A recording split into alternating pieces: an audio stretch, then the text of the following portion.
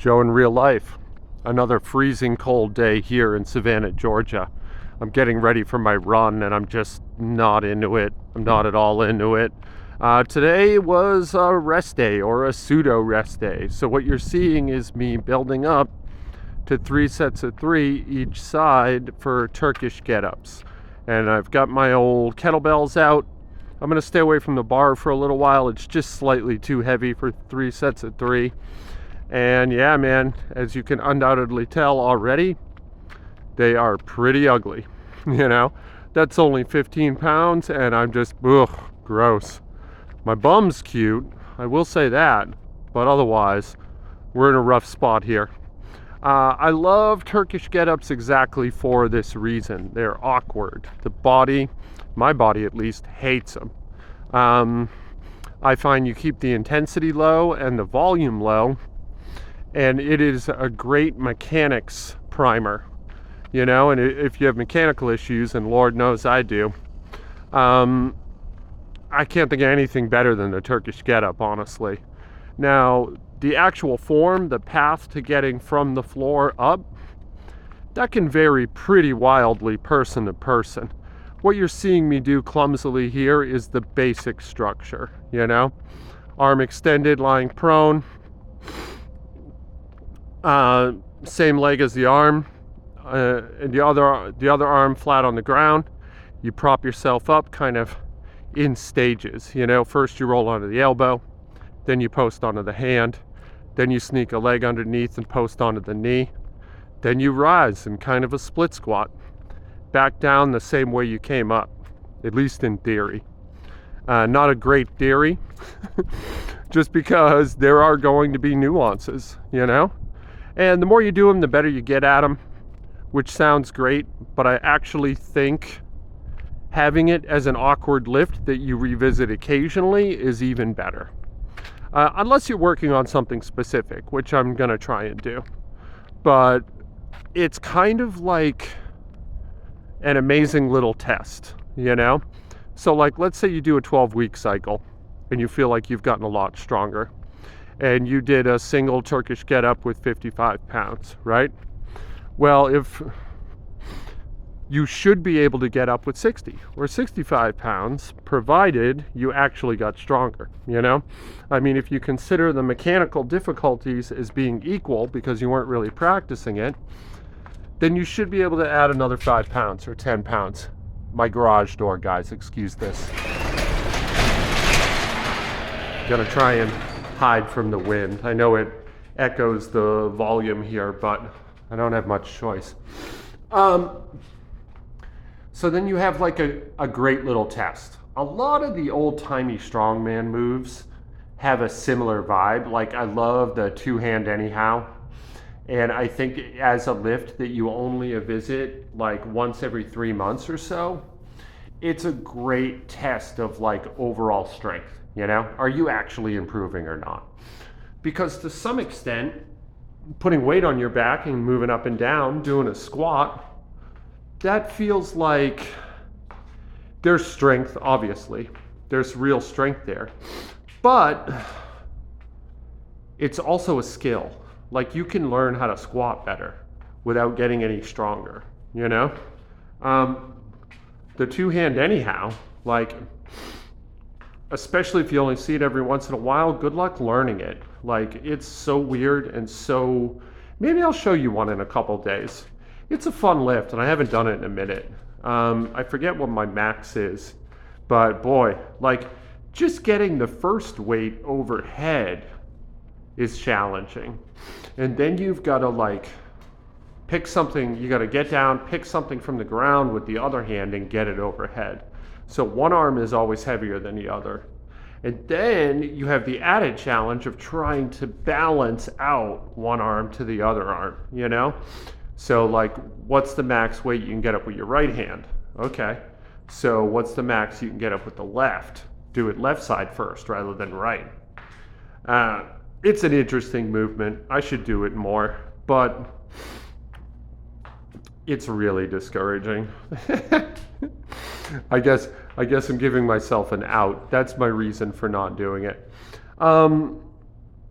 I'm sitting here, I'm milling around in my garage, I'm doing Turkish get-ups.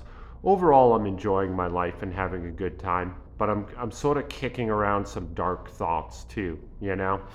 Nothing like specific or depressing, but like well, I guess in a pessimist philosophy kind of way, you know?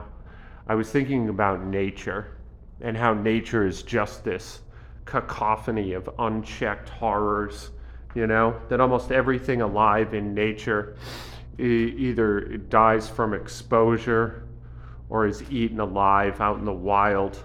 And like this sort of pseudo spiritual idealization of nature is just absolutely horrible. In almost total certainty, our conception of a hell is actually just a representation of nature, you know?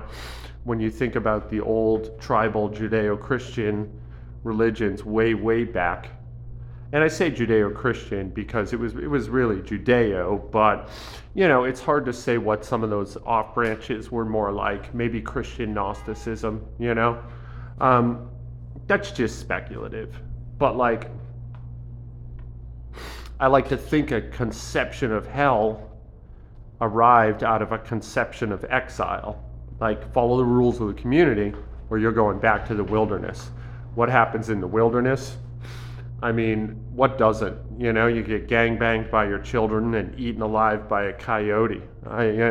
It couldn't be worse. You know, there's nothing worse than nature. She's the worst mother there is. And so, and I don't, here was my point. You know, sometimes when I'm alone, my brain just goes there, you know? And before I know it, I'm entertaining this entire dialogue. I'm just running through this argument that I'm having with nobody, fleshing out points and trying different ideas and even making little jokes that I get to laugh at for no reason. And like, what is that about? Like, why do I do that? And does everybody do that? I don't know. You know what? If you do, please comment below. I'd like to know, for real. I would feel a lot less insane if I found out that people just get some time alone and have arguments with themselves. Like, I'd feel pretty good about that if that's true. This video is long. I'm running out of stuff to say. So I think that I settled on a 35 for 3 sets of 3, and it felt okay. After the first set, I was like, honestly, I'm gonna have to drop this weight. Like, there's no way. The garage is cold. It was really hard to warm up, but I'm pretty happy to report, which is often the case, that literally the second set felt like twice as good as the first, and the third just as good as the second.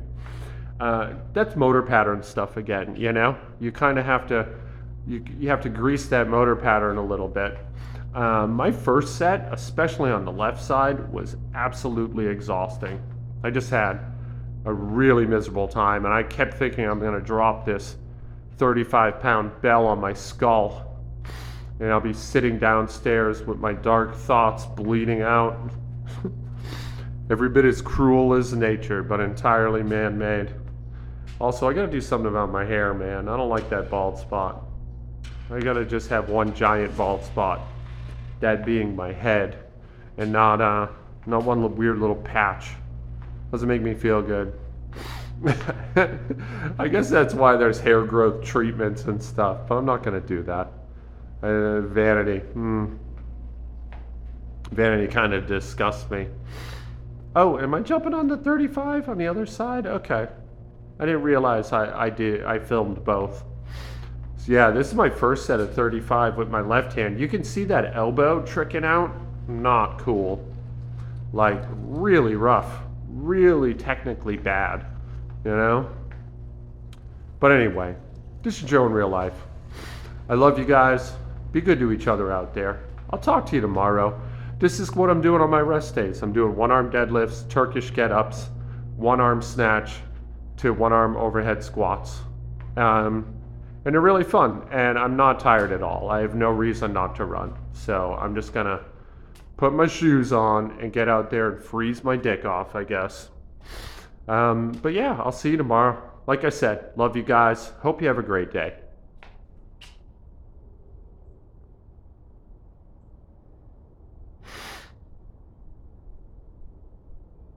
Well, there was more time.